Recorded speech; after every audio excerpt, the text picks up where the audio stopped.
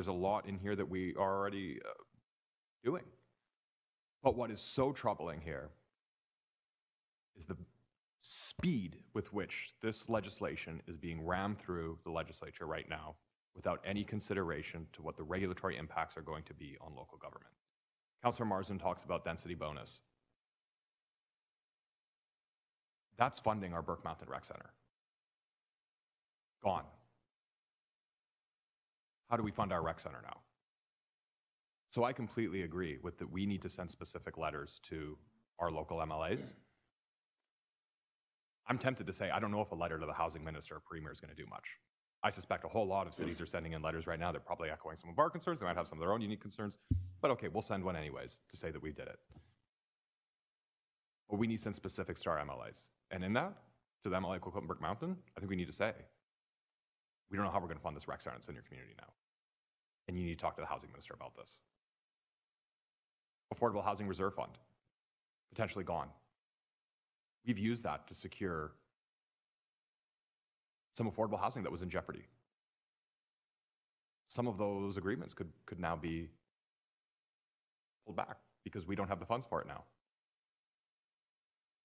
I am so concerned about what we could be losing here and what this is going to mean for our city to deliver on the amenities, the infrastructure, and affordable housing that we desperately need.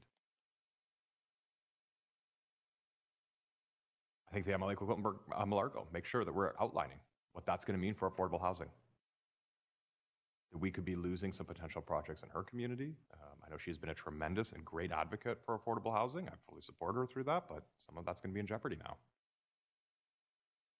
We need the province to pump the brakes as they did, and they responded on Bill 45 on the regulations. The legislation is going to go through sessions at the end, fine, but we need to get to the table in terms of what these regulations are going to look like because there are some serious ramifications for this community. We could be looking at astronomical property tax increases that have shifted a burden away from developers paying to putting it on property owners. And that's going to hit renters too. Like, let's be clear. I mean, I know sometimes we say that renters don't pay property tax and they don't directly, but they're paying it through their rent. Someone moves out, new renter moves in, that rent is going to go through the roof. Our priority units, what's going to happen to the 3 beds? What's going to happen to the below market housing that we require in high density developments? That's potentially gone. And I get it, the dust is still going to settle. I don't want to have too much of a knee-jerk reaction here.